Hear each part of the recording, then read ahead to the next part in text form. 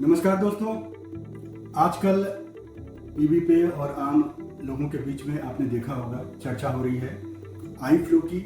Eye flu एक epidemic की तरह दिल्ली एनसीआर रीजन में फैला हुआ है इस मानसून में।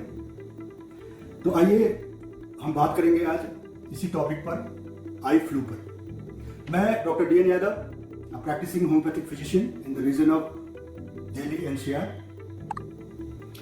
आइए सबसे पहले जाने कि आई फ्लू होता क्या है। आई फ्लू को हम जनरली पिंक आई के नाम से भी जानते हैं। Eye flu is an inflammation of the conjunctiva.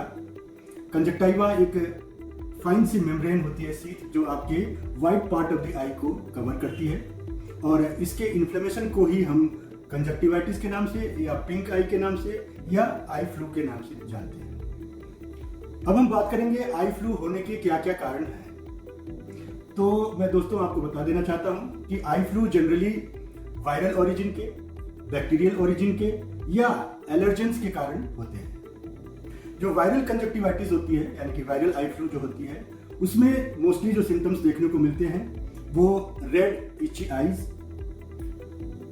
आंखों से पानी आना, आंखों में खुजली होना, स्नीजिंग होना, नोज रनिंग होना, और साथ साथ इसमें फीवर भी आने के चांसेस रहते हैं।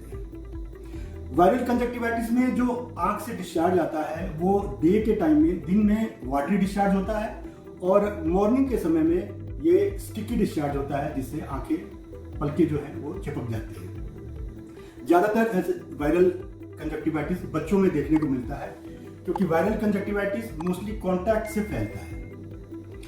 बैक्टीरियल कंजक्टिवाइटिस मोस्टली नीमोकोकस, स्ट्रेप्टोकोकस या स्टेफाइलोकोकस के कारण होते हैं।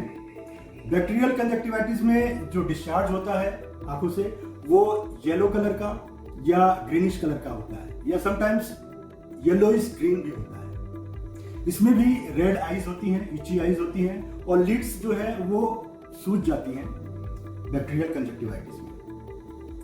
एलर्जिक कंजक्टिवाइटिस मोस्टली एलर्जेंस के कॉन्टैक्ट में आने के कारण होती है। जनरली पोलेंस जो है वो एलर्जिक कंजक्टिवाइटिस करते हैं। आइए जो इस समय आई फ्लू के समय में जो भ्रांतियां फैली हुई हैं हमारे सोसाइटीज में, उसके बारे में जरा हम चर्चा करें। आई फ्लू किसी के आंख में देखने से नहीं होती है, आई फ्लू किसी से बात करने से नहीं होती, और ना ही उसके साथ बैठने से होती है। आई फ्लू जनरली कॉन्टैक्ट से होती है।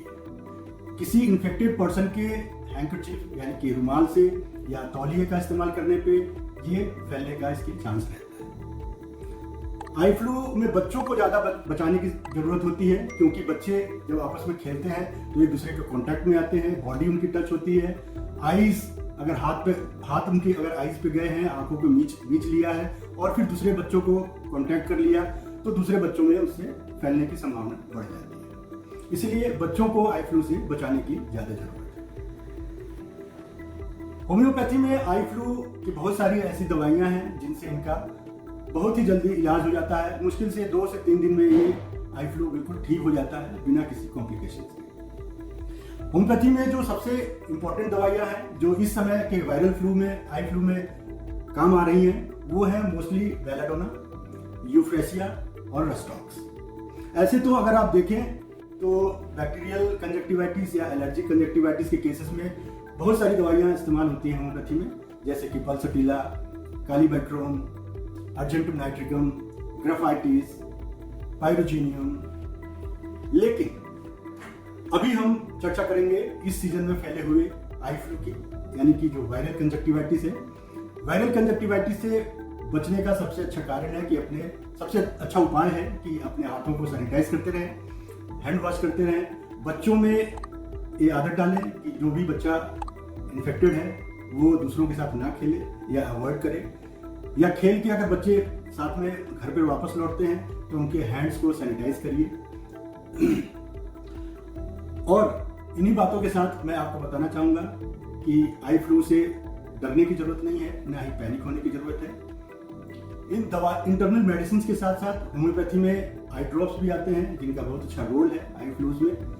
यूफ्रेसिया नाम की एक दवाई है जो आई ड्रॉप के रूप में इस्तेमाल की जाती है, और एक दवाई है सिनेरेरिया। दोनों दवाइयों का कॉम्बिनेशन भी आता है सिनेरेरिया यूफ्रेसिया आई ड्रॉप के नाम से, जिसे आप इस्तेमाल कर सकते हैं और आपकी आंखों को बहुत ही सुकून देता है और बहुत ही जल्द समय में ये आई फ्लू को ठीक करते हैं। नमस्कार दोस्तों, आशा करता हूं कि आपको हमारी वीडियोस पसंद आ रही होंगी, तो हमारे चैनल को लाइक और सब्सक्राइब करना ना भूलें और बेल आइकन को दबाना ना भूलें। नमस्कार, फिर मिलेंगे किसी और बीमारी के साथ अगले एपिसोड में। धन्यवाद। Wish you health happiness through homeopathy. नमस्कार।